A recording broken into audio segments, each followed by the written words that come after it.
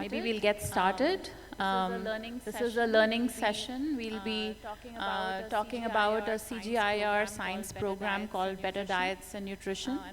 And the title of this session is Achieving Impact at Scale to Improve Nutrition in South Asia, Learnings from a Consumer-Centric Approach or Approaches. I'll just quickly show you the run of show. So opening remarks, that's me doing that right now.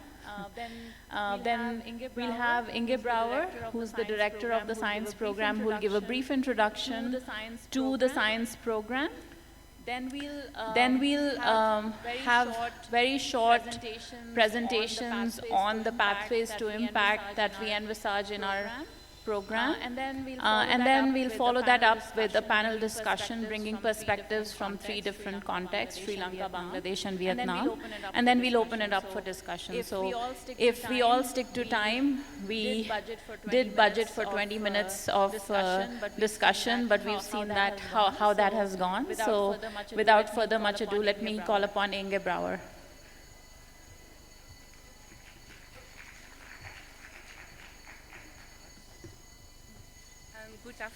Good afternoon. I'm really happy to have the opportunity to explain to you Better Diets and Nutrition, which is a program of the CGR. Next slide, or I can do that myself. Just as a little bit of background, the CGR is a consultative group of agriculture research institutes, 15 of them, that together have a large research portfolio, which is consisting of 8 so-called science programs, 4 accelerators, and then we also have a Scaling for Impact program. So Better Diets and Nutrition is one of the 8 science programs who is actually taking a different approach than the traditional approach of going from production to consumption, because we take the stage that diets are actually matter. So as such, Better Diets and Nutrition is taking a consumer-oriented approach, or a consumer-centered approach, where we start with the diets of the population in countries, look at the gaps in the diet, and then work backwards into the food system to identify which solutions are needed to be implemented to at least allow the population to eat a healthy diet. So the first question we always get is, what is actually a healthy diet? And we are using the 4 principles of healthy diet that is defined by FAO and WHO. That a healthy diet is adequate in nutrients, so there are sufficient quantity and quality of nutrients, both micronutrients and macronutrients, as well as energy. A healthy diet also has a balance in macronutrients, so a balance of energy yielding macronutrients, and then we talk about carbohydrates, but also proteins and fats. A healthy diet is diverse, so composed of a diverse range of groups. And a healthy diet is moderate in terms of limited or no intake of foods and nutrients that are, when eaten in excess, are associated with risk of non-communicable diseases, like we talk about processed meats, sugar-sweetened beverages, high salty products, and products with trans fats. So why should we worry about our diets? And in general, we see that, especially in low and middle income countries, there's a large part of the population that gets actually too much energy from cereals. On the other side, they are also consuming too little of the nutritious foods, and then we talk about fruits and vegetables, but also legumes, nuts, and seeds. And on the other side, there's an unbalanced animal source and aquatic source food intake, where a part of the population does not consume or consume very little of this food. But there's also a part of the population that are consuming too much of this food. And the fourth is that there is an increased, actually an exponential increase in the consumption of unhealthy foods. And we talk about sugar-sweetened beverages, foods high in salt, in fat and in sugar. And normally we talk about the ultra-processed foods in this group. And we do identify key challenges in consumption of healthy foods. These challenges are affordability, accessibility, availability, desirability, and safety of the foods we consume, and also the lack of agency of consumers to make a choice to eat and to purchase and to get healthy foods into their diets. We also do realize that diets matter, not only for better health and nutrition status, but also because diets are both a driver as well as a consequence or a victim of food systems that do not have preferred performances on environmental sustainability, and they are prone to climate change, vulnerable to degradation of natural resources, and diets are influenced by urbanization, by conflicts and economic shocks. So to improve healthy diets, we need to focus and use a food system approach, and that's why we are always saying we need to have a food system transformation to allow the population to eat a healthy diet. So in short, the Better Diets and Nutrition Program, as said, is consumer-centered. So our goal is that consumers demand and consume a sustainable, healthy diet by addressing the key challenges that I just mentioned. So looking at the middle block, which is shortly describing what Better Diets and Nutrition is doing, we are using so-called pathways, or three pathways. So the first pathway we are using is policies that transform, where we focus on helping partners in countries to design, implement, monitor and evaluate the national action plans of food system transformation as a result of the UN Food System Summit. The second pathway is going deeper into providing evidence on solutions that count. And we use there an end-to-end approach for nutritious food. We have chosen to work in first instance for fruits and vegetables, and for aquatic and animal-sourced food. And maybe later in the program we can add other nutritious foods that are needed to have a healthy diet.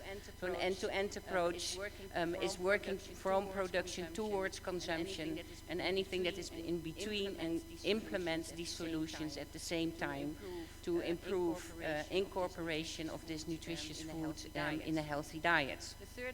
The third pathway is related to building leadership for impact.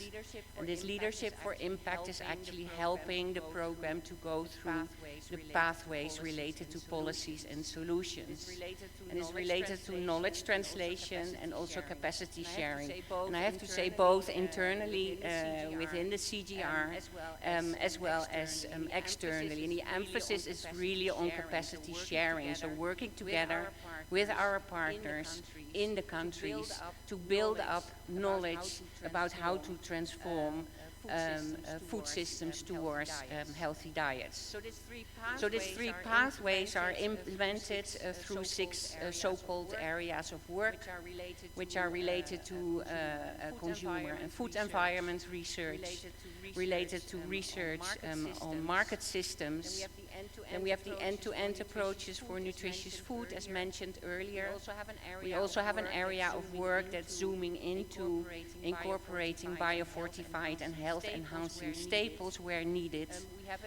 We have an area of work that is zooming into multi-sectoral projects or programs where food system interventions are linked with other system approaches, and we talk about health approaches or health system, education systems, finance systems.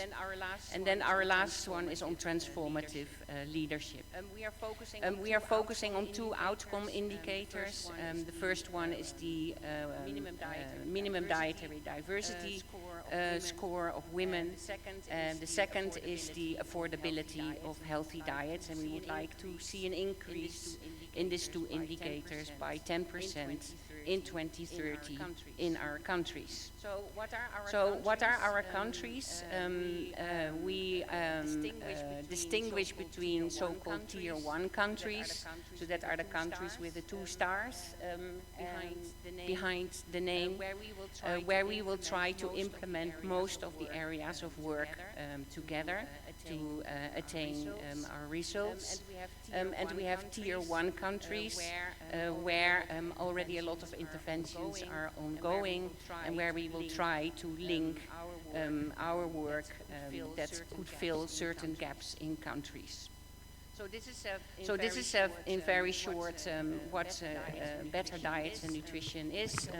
I showed here a link to our website where you can find more information.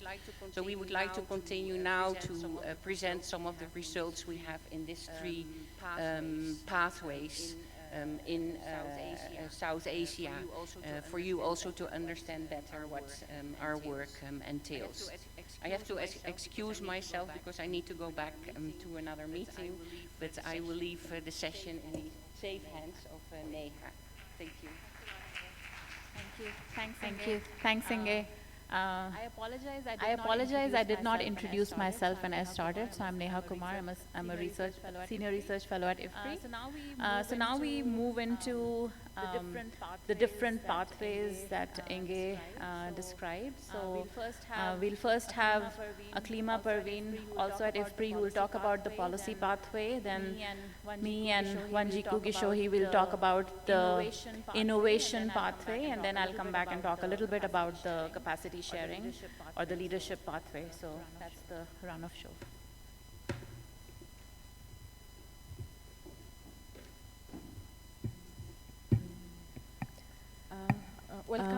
Welcome to my presentation. So, as Inge's presentation, she talked about some solution where one of the solution is policy influence, like she mentioned UN Food System Summit Action Plan.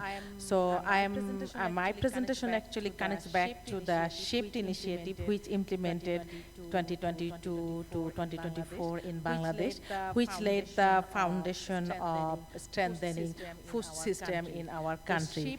So SHIFT actually it strengthen food system and food environment to achieve sustainable healthy diets by supporting evidence-based policy formulation and guiding strategy to improve food security and nutrition. It works across 3 countries, Bangladesh, Vietnam, and Ethiopia, to influence and make a sustainable healthy diet through policy. So in Bangladesh, SHIFT actually responds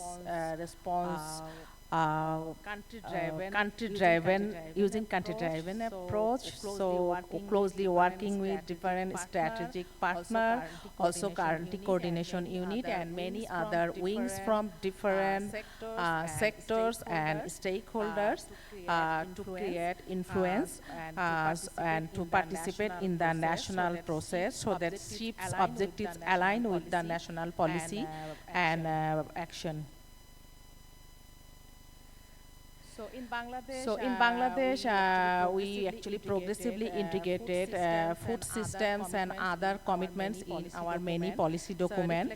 So reflected on SOFA's State of Food and Agriculture 2013, I would say also 24, and also ICN 2014 called for strengthening sustainable food system and promoting healthy diets. And SDG report 2023 also identified food system system transformation as an accelerator to achieve the SDG goal.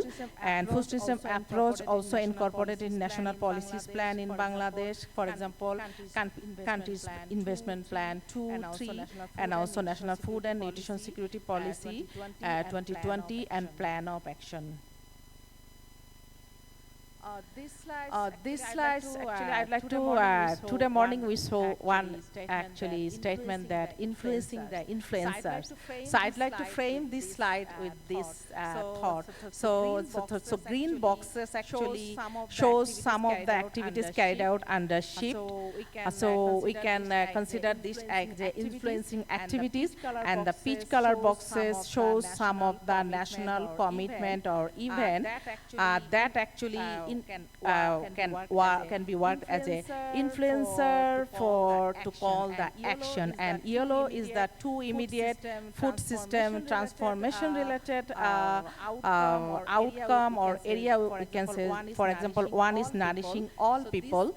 So this area is one of the UNFSS food system transformation action plan, where actually SHIFT and our BDN SHIFT activities outputs and BDN can play a role. And another is national nutrition policy and plan.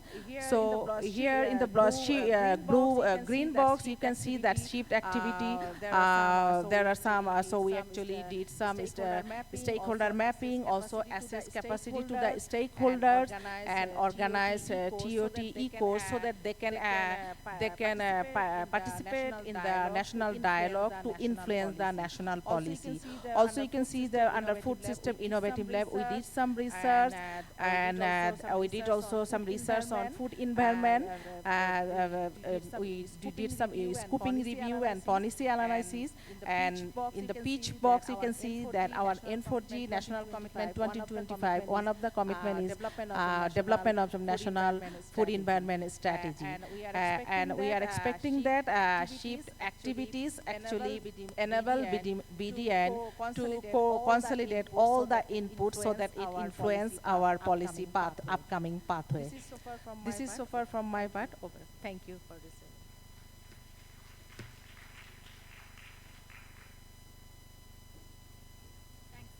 Thanks, Akliva. All right.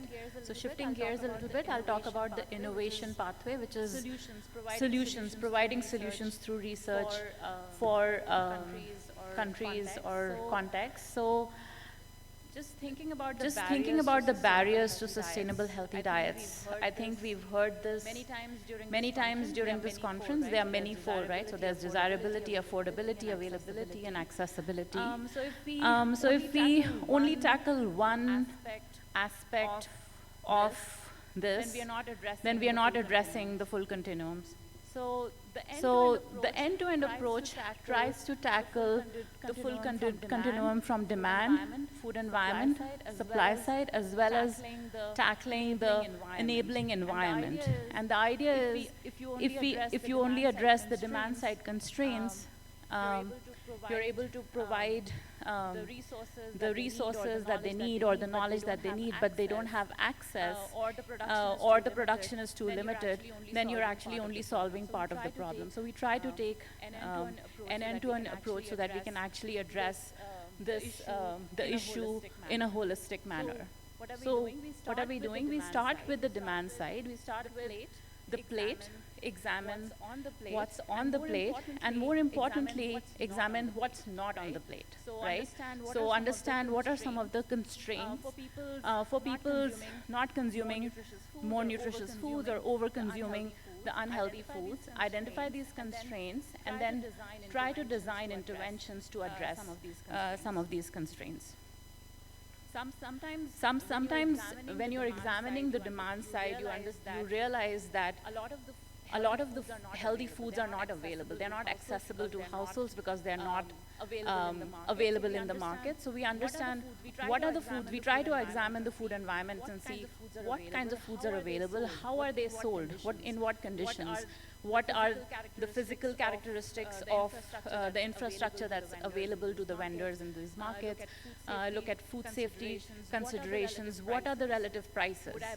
Would I buy a fancy apple compared to maybe a fried snack, which might be much a fraction of the cost. So that some of these issues are also important. And then what are the constraints for the vendors themselves? What is preventing them for selling the more nutritious foods, or and then design interventions to address some of these challenges. And then lastly, also look at the supply, because if there's no supply of food, if people are not producing the healthy food, how can we consume them? So what foods are being produced? How is it being produced? Can we make it more efficient? Can it be more productive so that we can produce more healthy foods? How does it reach the markets? Kind of understanding the full value chain from the farm gate all the way to the markets, and then identify constraints along each of these dimensions and generate solutions to address them. And even though I describe this in a very siloed way, what we try to do is to understand the problems in the whole continuum, and then identify ways in which we can bring them together. So that's the end-to-end approach. With the exception that all of this happens in an enabling environment. So what is the enabling environment? It's partnerships. So people in different organizations, in the government, in academia, vendors, consumers. These are all people who are really important. Policies that shape many of this. We've heard that a lot of times during the course of the conference, and then also capacity sharing. So these are some of the things that we do in the end-to-end approach.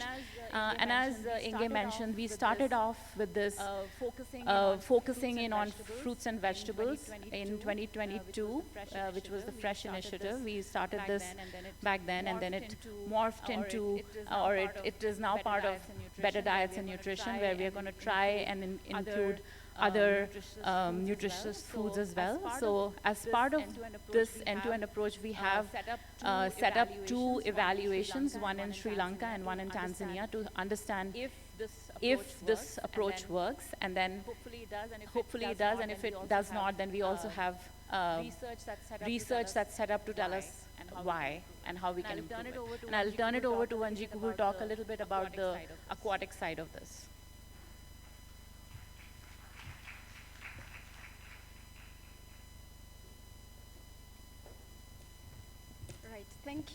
Thank you. Neha has given a good overview of what we try to do. And I'll give a practical example of the end-to-end approach and the kind of questions we ask. I'll use the example of Zanzibar. Zanzibar is an island that is part of Tanzania in East Africa, and when I mention islands, what you should picture in your mind. I always have trouble with this. This one?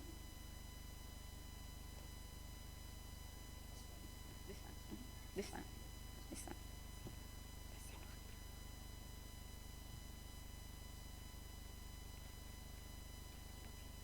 Okay. I don't know. Okay. I think it's my. You need some magic hands also. Okay. I can do that way, but maybe let me try this way and let's see if it works. It's my hands. Maybe he'll have to stay here and turn it for me. Okay, or you can help him. Yeah, good. That's easier for me actually. Then I talk more freely. I just thought it would be good if I put this picture here so that you can picture what a market in Zanzibar looks like. And in your mind replace with Sri Lanka or Nepal or the fish market that you know. And this is how a market in Zanzibar looks like. And a lot of them wet markets look like this. A lot of fish, and you can begin to think about how the diet looks like. Next slide, please. So when we think about diets, remember we've talked about the end-to-end approach being about looking at the plate first. It's consumer-centric. So we start with the diet, and Neha can keep clicking. And when we start with the diet, the first thing we do when we look in Zanzibar is we look at what is at the plate. The average fish consumption in Africa right now is 20 kilograms per capita per person. In Zanzibar, it's 23 kilograms per capita per person. That's what is he's saying is the consumption right now. Remember, we are looking at this side of the framework. The question we have around diets for Zanzibar is therefore, remember Inge was talking, we look at what the gaps are. And therefore you'd think, then why would we bother looking at aquatic foods if the average consumption is very high? The issue is, number one, these figures we have from Zanzibar are about supply. We are not certain that this is really what is consumed. So supply data is around imports and exports, but also what is just caught and so on. And then that is assumed that is the consumption. So we are not clear whether really it's 23 or even more, even less than that, number one. Number two, much of the consumption happens during certain periods of the year. So it's happening during a period of 6 months spread out in the year. We don't know the decisions that households are making in the other 6 months where they are not consuming fish. 80% of the animal source food consumption is from aquatic foods in Zanzibar. That means this is a very significant source of micronutrients. So if this is missing 6 months of the year, we don't know where they are getting other sources of micronutrients. Are they replacing with other vegetables? Are they choosing to go gleaning and get crustaceans and so on? So the question, that's a question around diets. Remember, that's an end-to-end approach. So what can we do around improving the plate? Then the next question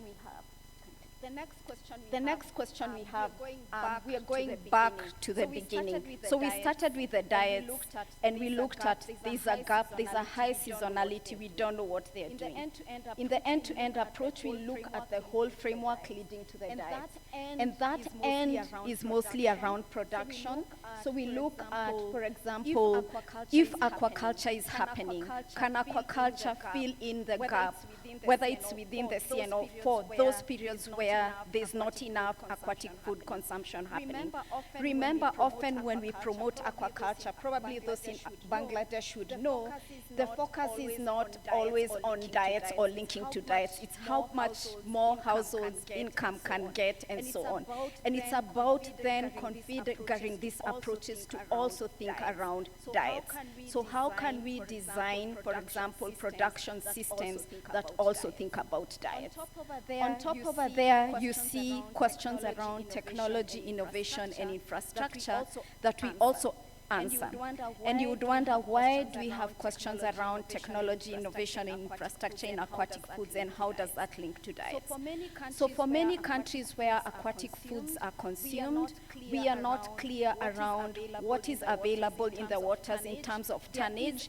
There is estimates, but we don't have exact values. We don't know what species are available during what seasons, but also how that links to diets, especially in the face of climate change. We do know when we think about aquatic foods, they are very vulnerable to climate change. And what technology and infrastructure can then do, especially when catch data is improved, is you can better link this to diets. Again, what you'll find many times when we are introducing, there's an app as World Fish we've worked on called Pescas that improves data around catch. Governments ask us because they just want to know how much more they can extract from water for export. And the question for us is, when we introduce this, is can governments also think about this in terms of what it means for feeding their own populations first, instead of extracting nutrients and considering export, but also that there are trade-offs there, right? This is a resource that also could earn incomes, and making decisions around that. So this is a macro level connection to diets as opposed to household level connection to diets compared to production. Then we look at market systems. And for market systems, the biggest issue with aquatic foods, as we all know, is perishability. And it's around loss and waste technologies. How do we introduce loss and waste technologies that are accessible, especially when you think of the fact that cold chain is and infrastructure is a challenge for a lot of the low and middle income countries. Electricity is not available everywhere, and you want these products to travel further inland within the country, and this is not available. And what we do here is think about introducing, for example, solar power technologies, but also that these technologies can be fabricated locally, can be maintained locally. Again, the challenge of introducing loss and waste technologies, often they are thought of as an avenue to ensure vendors increase their income, and not necessarily linking to how then that improves local diets, especially diets further inland. And that's the question we look at, is how do these technologies, the introduction of these technologies, improve diets? Remember, Zanzibar, for example, does not only provide aquatic foods for its local population, but also for mainland Tanzania and also in the wider Eastern Central Africa region, even further to DRC and so on. And that's the question. Maybe you can. I need to finish. Yeah. Okay. So I think two things I want to say before I go to the issue of consumer environments and food environments. When we think about aquatic foods, a big question and one that I'd hope maybe for the next D4N would be covered a lot is the role of trade and how trade influences diets. Aquatic foods are among the most traded foods in the world. And often what is done is when aquatic foods are harvested, they are sold outside the countries or far away from the places that they are caught, right, for income and so on. And often this is nutrients flowing out of the very people that need them. Sometimes it's for fish meal industries or, and so on. And what are the trade-offs and decisions being made around this, but also how does this impact diets? So looking at the role of trade, especially for aquatic foods, not just for local diets, but also for the regional diets, and what that means in the end-to-end approach for aquatic foods is important. And then finally is just understanding the consumers. First, the consumers who are the fishing households themselves. I like that consistently in the conference it was mentioned that often we are forgetting the producers or the fisher folks as the consumers themselves. Understanding the choices they make around and the trade-off decisions they make around selling what they catch, and what are they buying with what, the money they get after they catch, and how can we influence decisions that even when they sell, they're accessing nutrient-rich foods and influencing that behavior. So that gives an idea of how we approach the end-to-end, and these are the questions we have and how we design approaches we could have. And the aim is that we are only using the aquatic food system as an entry point to understand the diets. So we look at the plate and we see there's a lot of fish, but there's a lot of influences also coming in. What are they eating the aquatic foods with, and what decisions are being made around, fish vis-a-vis fruits and vegetables vis-a-vis other animal source foods in light of climate change, seasonality, and so on. Thank you. Thanks, Vanjiku. All right, so I just have one slide on capacity sharing. So this is the last pathway that Inge mentioned.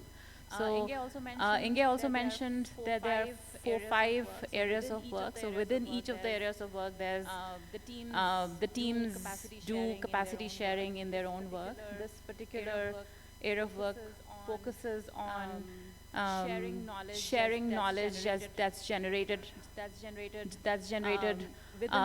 within the science program to a diverse set of audience. So having webinars and the such, leveraging existing regional and global platforms to elevate the significance of food system transformation and its linkages to diets, and to influence policy coordination and governance for better diets and nutrition in regions and globally. So this is, for example, we participated in the Nutrition for Growth Summit that happened earlier this year, and the UNFSS +4 and such regional platforms and global platforms.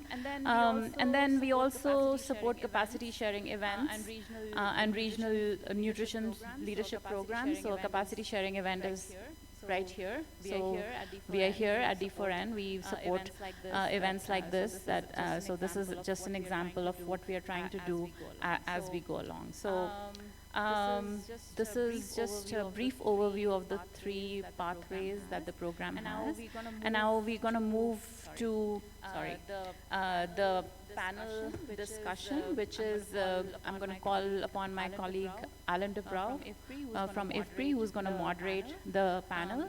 And I'll also call upon all the panelists. So Mohammad Monirul Hassan from Global Alliance for Improved Nutrition, my colleague Fong Nguyen from IFPRI, and Dr. Renuka Silva from Waiamba University. So over to you, Alan.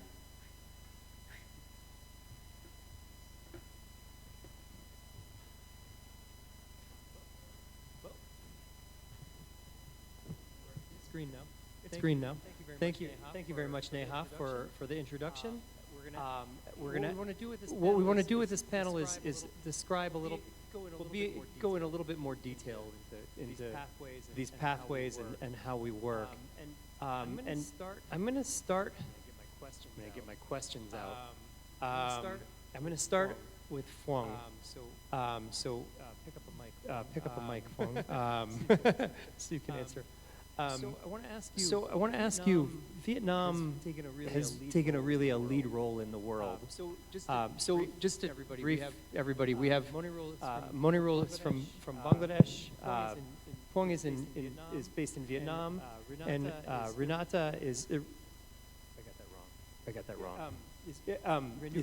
Renuka is based in Sri Lanka. So we're going to think about these three contexts. And so first I want to ask Phuong, Vietnam has really taken a lead role.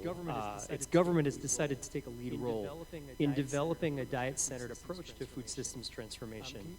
Can you talk a little bit about how CGIAR has been helping the government develop this approach, and in particular how the ideas are cascading from national to subnational? Can you hear it? So thank you for the question. With the government in Vietnam, the previous thought is always like thinking about food security in terms of lack of calorie or hunger. So mainly in the past, we always think of like how to provide enough food for people to be full, not hungry. But now the idea changed that a lot of people are still suffer from malnutrition because diet quality is poor. The environment has a lot of pressure because of unhealthy diet or the too much of the meat or the red meat. And then also the food produced are not sustainable. So it makes the way that they need to change the thinking, and they plan to build a national plan called the National Action Plan on Food Transformation. But where do we start? There's a lot of idea and thinking about the concept and also the basic of data and evidence. So CGIAR have stepped in that one and have helped together with the 3 other institutions in Vietnam.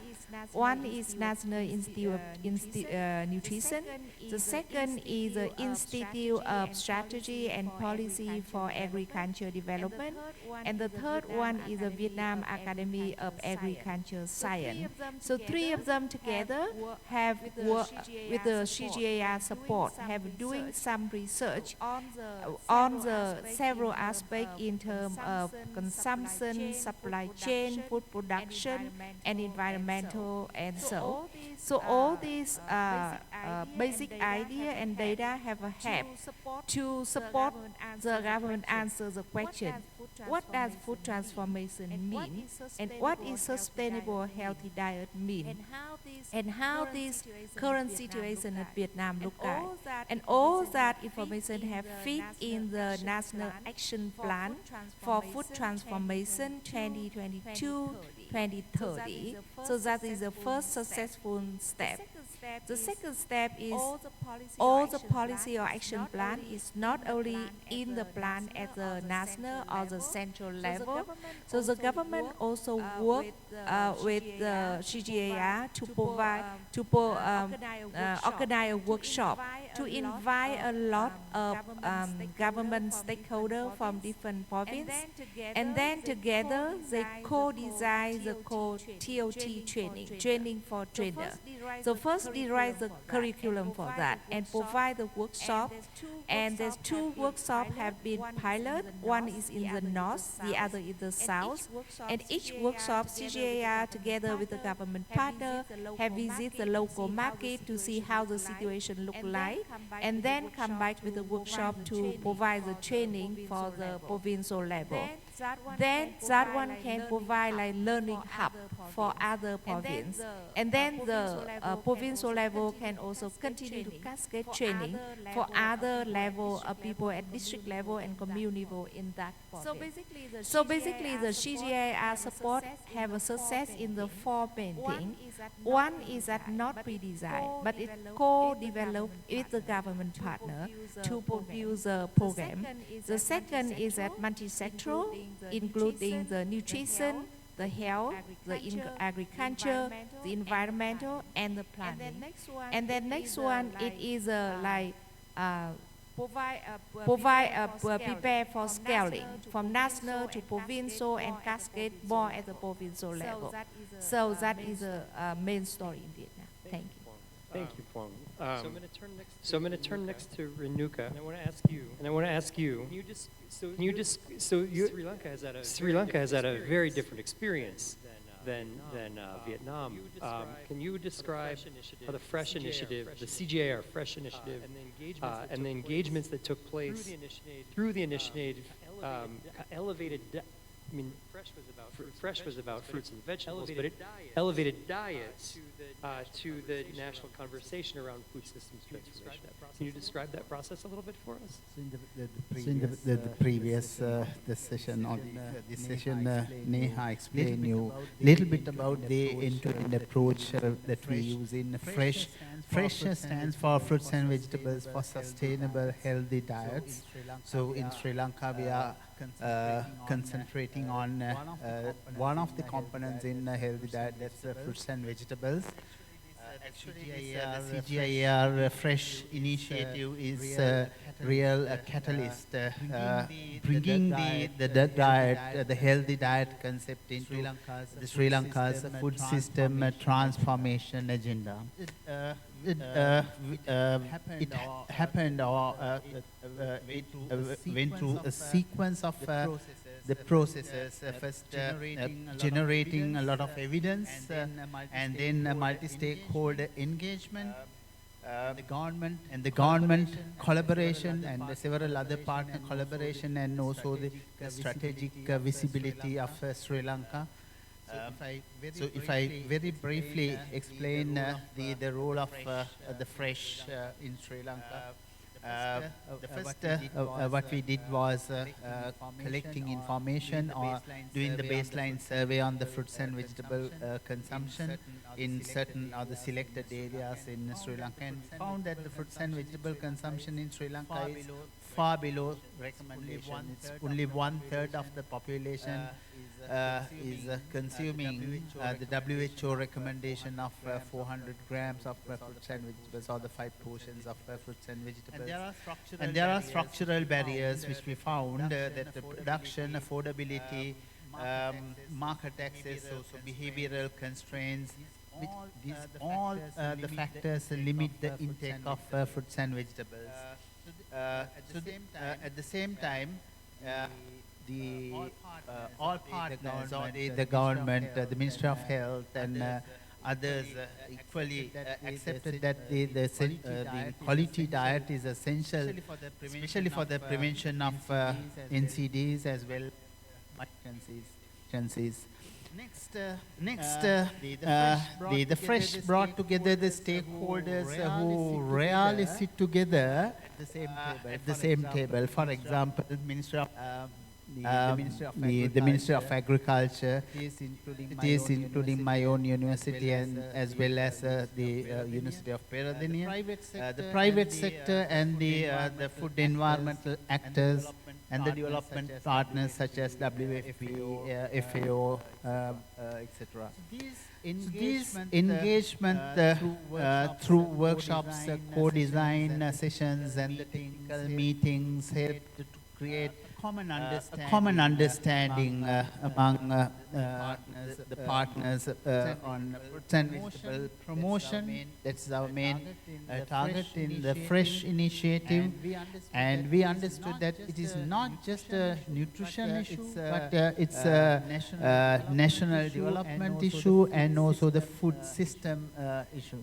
The next thing is we did the human-centric co-design sessions. The FRESH demonstrated how behavioral changes, food environment improvements, as well as the gender dynamics, value changes, and the policy levers must work together. So there were a cross-ministerial responsibility we understood, and also there are certain drivers of economic and health outcomes. So then all these are the factors elevated this diet agenda beyond just the health sector, but we understood that it's a multi-sectoral process, or the engagement of agriculture, education, local government, as well as markets. And very importantly, in 2025, Ministry of Health declared the theme of the Nutrition Month as promoting fruits and vegetables. So that is, I don't know whether it's because of the FRESH, but anyway it indicates that the fruits and vegetable promotion has been identified as one of the priorities in the health sector. In addition to that, we can easily integrate the FRESH activities into the multi-sector nutrition action plan of the country, and very importantly, the dissemination of the food-based dietary guidelines, which we have recently revised and released, and the ministry is planning to do that. And finally, there are a lot of the partnerships, the building, the capacity building, for example, universities, young researchers, their capacity development, and the national, the policy level. The people sat together and understood that this is not one person's responsibility. So those are that is how the FRESH initiative helped bring this the concept of healthy diet, especially the fruits and vegetable consumption, into the forefront of the Sri Lanka's national food promotion agenda. Super, thanks. Moniru, we've heard a lot about governments now. So let's switch gears a little bit and talk more about that. Oh yeah.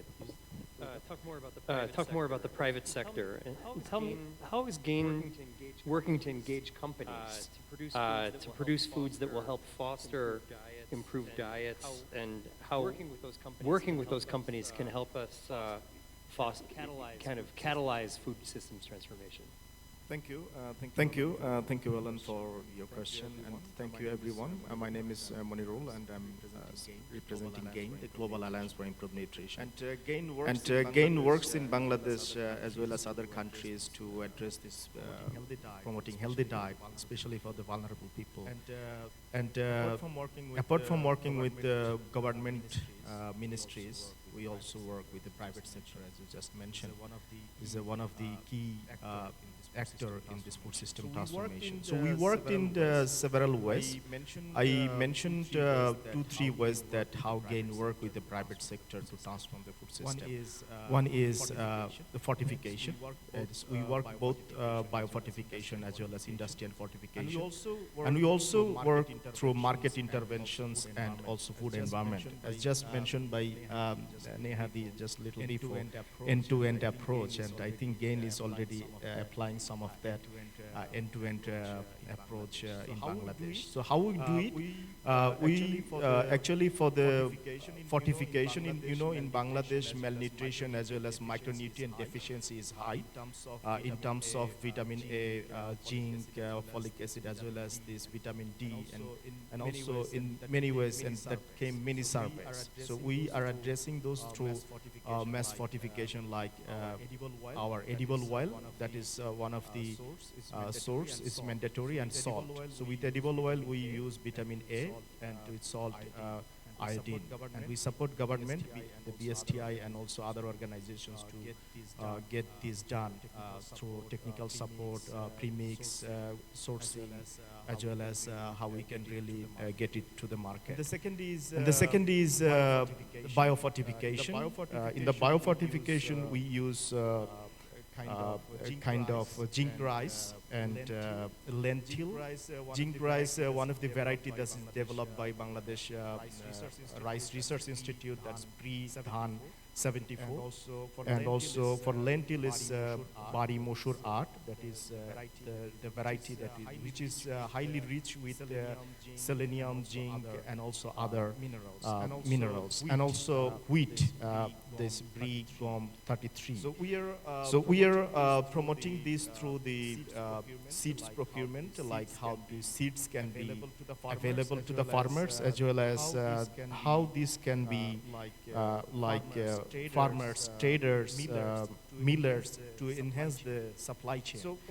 So in the other front, there are some voluntary industrial fortification. For example, for rice, there are some zinc rice variety. Zinc rice fortification is an industrial one, where we put vitamin A, B1, B12, iron, folic acid, and zinc, and wheat with the folic acid. But these are the voluntary ones. Some of the companies, WFP, that is promoting not only production process, but also giving how it can be disseminated through the public interventions, especially social safety net programs, how the government can procure those type of rice, and how it can be delivered to them. Our approach is both demand side and supply side. In the demand side, we strengthen the industry's capacity.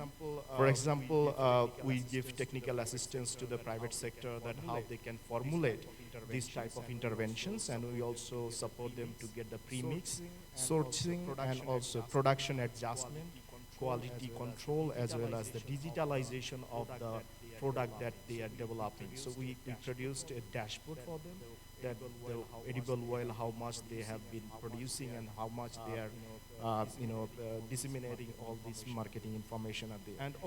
And also this value chain development for lentils, because we are training the farmers, providing them the high quality seeds with germination, like how the seeds can be germinated well.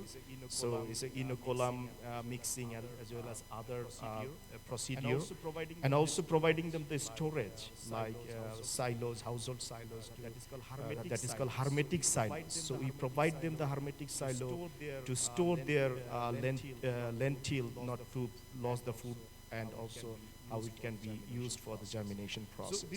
So this is the thing, and also the demand side, we produce with providing the consumer and the community for the awareness building, as well as labeling of the product, and the co-branding and recovery of cost and production to some extent, so that the private sector can be feel encouraged to do this type of thing. So these are the demand side and supply side. As I said, food environment, we also help. How do you do the food environment approach? So we develop, address this fresh market, that is wet market, to build infrastructure, because the regularity, the infrastructure of the wet market are not adequately sufficient, and we provided them with kind of hand washing practices, women corner, so that they feel comfortable to go to the market and have the women breastfeeding center. And we intervene with market approach. And another thing that we do in the GAIN, that is the Workforce Nutrition Alliance. So this is one of the good intervention that you know that in the garments industry we have provided support in 3 ways. One is intervening or developing designing their meal, midday meal, that is the lunch, and providing them support with nutrition awareness and also fair price shop. So these three gives the impact of the better diet of the workers. And with that result, we also amplify it with the 273 other industries that join in the alliance. So that's called Workforce Nutrition Alliance. So that is one of the thing that we do. Another thing that GAIN work with private sector with the multiple micronutrient supplements. So we know that this is a diet approach, as well as we provide another approach with the supplements that we develop. Another company like social marketing company, we have full care of minerals and vitamins package tablets, and we disseminate it with our vendors. Those are the community clinics. Not only selling that product, the company sell that product, and we provide technical support, but also raising awareness, especially providing their health screening services. We provided also to some extent a corner in the shop, so that the people can go there and get advice for the nutritionists that how they can transform their diet and so on. So there are several approaches GAIN do with the private sector intervention. And last but not the least, that is the policy integration process.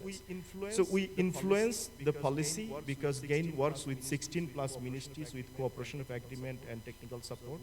So we influence the policy of, for example, food and nutrition security policy in Bangladesh, then UNFSS pathway document. So this is one of the things that they take this type of work, as well as this labor law. The labor law just recently changed, and the food and nutrition has been integrated in the process. And another is the SME policy. So all these are integrated throughout this evidence that we have generated, and the policy integration process is there. I think I give some, and if you can ask another question. You actually stole my question, which was I was going to ask you about the statistic I started my talk with, which is that 97% of businesses are MSMEs in South Asia.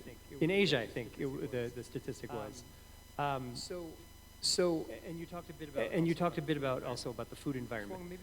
Fong, maybe you can talk a little bit about the food environment in Vietnam. Is there something that, and you can talk briefly maybe about, is there something in the food environment that we should be thinking about or doing to try to help foster more demand for health, for the components of a sustainable, healthy diet?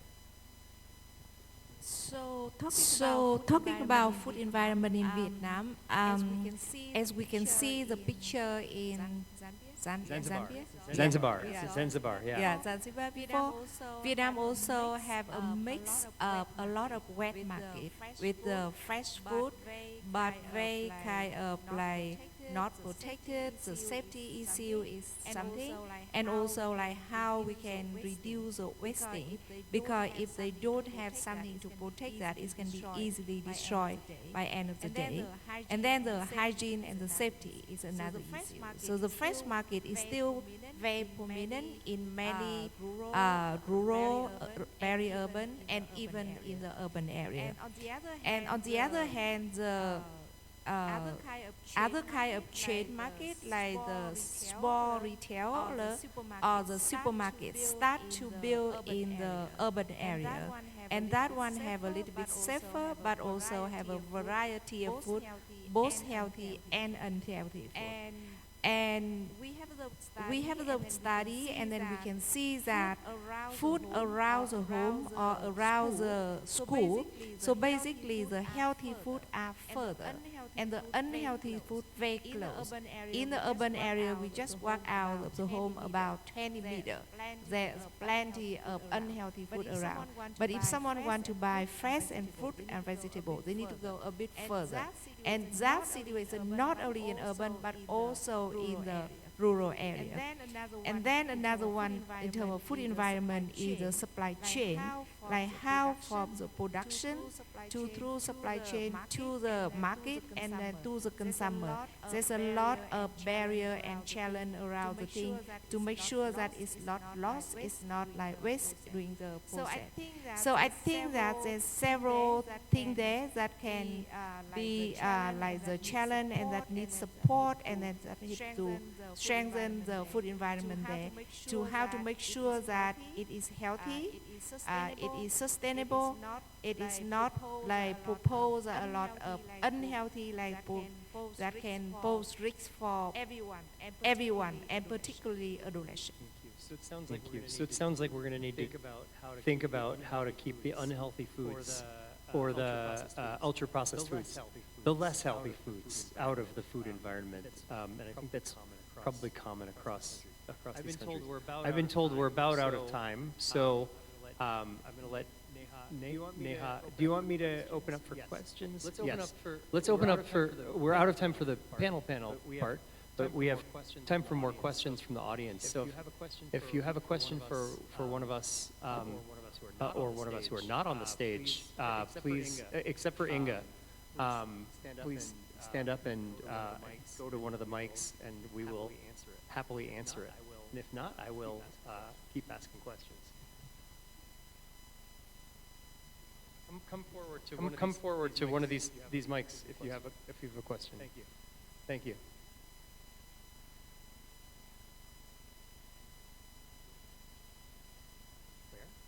Claire?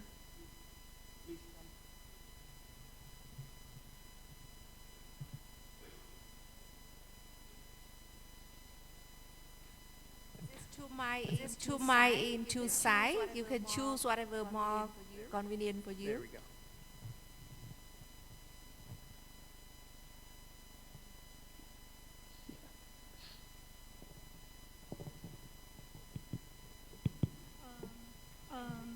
Thank you for the time. My question is for the expert.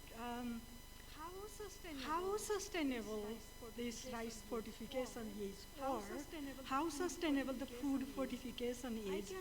I can understand for the emergency, it's okay, right? Because that's emergency. But even we have started fortifying food in development scheme. Is it sustainable? Is it the right way that we want to go? I am really not sure. Thank you. Thank you for your question. This is a big question. Actually, fortification is not for granted. It should not be run for a long time. And our gain also promote healthy diets.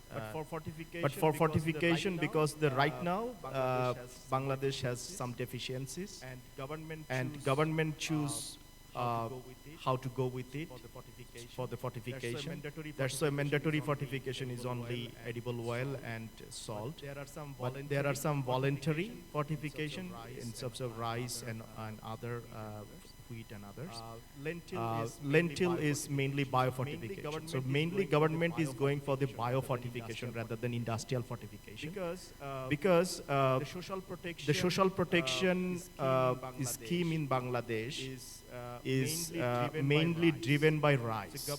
So government procure rice from the farmers and millers, and they distribute it to the poor people, those who cannot afford basic cereals.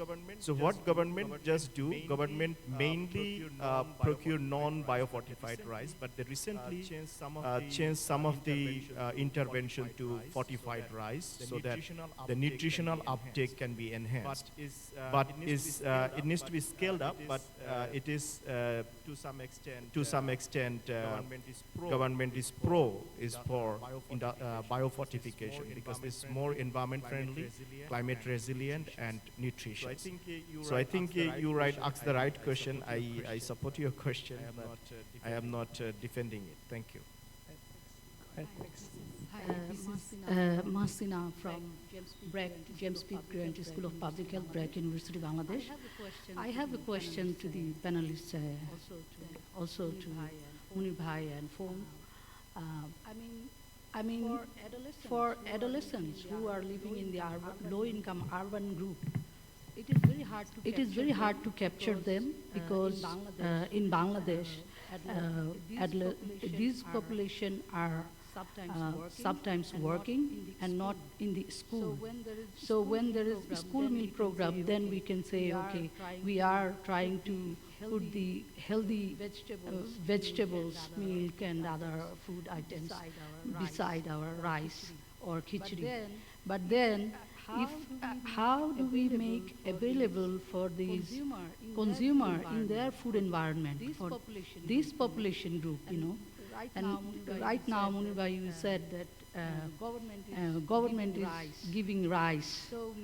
So maybe would it be possible that in the open market sale for this urban poor population, we also include fresh vegetables, fruits, and you know, in their food environment, so that they can buy those food readily available in their food environment, not inside the school, maybe outside their workplace, because they are also in workplace, they are in the community, everywhere all the packaged processed foods are available cheaply and ready to at their hand.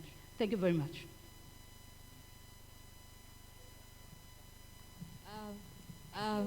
Thank you for your the situation in Bangladesh is totally different from Vietnam. So when Vietnam 95% of the adolescents are still in school, but like you said, in Bangladesh, a lot of them already get out of school and to work. So the strategy definitely need to be different. But they share one more common thing, that they are the periods that they have grow very fast. They have a lot of high requirement. They get a lot of pressure from friends or the peer around them, because sometimes normally if they eat at home, they can eat a healthy one, but if they go outside and if others have unhealthy, they can easily to get the peer pressure to have unhealthy food. So I think the solution here, it need to be specific and targeted. If we know like among the school, it's kind of common, like we need to have a school meal feeding program or something. But if outside of school, do we know that how much or how many percent of them are which segment of the work? Just example, do they more focus on the garment one or for rickshaw or something? And then if we know about that, then we may have target that population first, like the pilot one, to make the good example for the other one. But again, it's still the same with like create the good food environment around them, like the healthy and sustainable one. But another hand is the behavioral change in that subject is very different. Yeah, thank you. Yeah, thank you, Nasinapa. To address the urban poor for the better diet, the solution could be, as just mentioned by Fang, in Bangladesh, school meal that's there, but it can be one of the solution. And the social protection is just mentioned. Government provide rice in several ways. One is the rural people, like food friendly program. This is the mostly in the rural areas, but they have started to some extent in the urban areas. But the open market sale, that is rice plus other edible oil and flour and lentils. So that is running in the city areas, that to the discounted price, is just a subsidized price. Fresh vegetable, including into the social protection program, government is very reluctant to add it because it is non-manageable by them. This is their procurement process and others. There was a time during COVID they did it actually. So we need evidence to do that. If to some extent that can be done, that is a very good thing.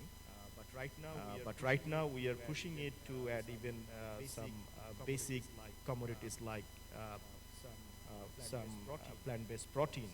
But still that long way to go. Thank you. Thank you. Thank you. Renuka, let me ask you a question. Since we don't have anybody standing at the mics. Tell me how can the food environment be improved in Sri Lanka to get over that 33% getting enough fruits and vegetables every day? Is there something that can be done in the food environment that would help? Definitely. There are production issues as well. So in the fresh initiative, we try to address some of those the production side issues as well, like the availability of the planting materials, etc. And also the good agricultural practices. But the food environment plays a major role in the low consumption of fruits and vegetables. One is very high prices and also the food waste during the market channel from the production or from the farm gate to the consumer. So various things we are going to try in 2026 depending on the availability of the funding. We have already proposed something like, so there are concerns from the consumer about the safety of the fruits and vegetables, fresh fruits and vegetables, because farmers excessively use pesticides and other agrochemicals. So as a solution, we propose to promote the good agricultural practices and also the vendor training on the food safety aspects and also better marketing strategies that on one side it will promote the products so then the vendors can also earn a little bit extra funds or the money, and finally we expect that will pass the farmer as well. So definitely at the sale point, the selling point, we need to make the changes, but there are the country level big changes are expected from the transport, cold storage, but in this fresh initiative, currently we are not focusing on that much of infrastructure development, but the consumer and the immediate, before the consumer level, that's the vendor level, certain things that we want to change and trial it out. Thank you. Thank you. Thank you. I think we're about out of time. So, Neha, do you want to wrap up, or do you want me to? I can wrap. I can wrap. Yeah. Yeah. Thank you. Thank you. I wasn't gonna say that. And we'll do a group photo. Okay, perfect. Wait, I'm just going to wrap up. I just want to say that what we've to wrap up the whole session, we've talked about taking diets matter. To go back to what Inga started with, we need to keep in mind that diets matter. And we've talked about how we've talked about the end-to-end approach, but we've also talked about how we're taking the consumer-led approach. And I think we need to keep the food environments front and center, and thinking about how we improve those food environments, and particularly the hygiene around those food environments, so that consumers have confidence that they're buying safe, healthy foods, and we're going to keep working on that as we go.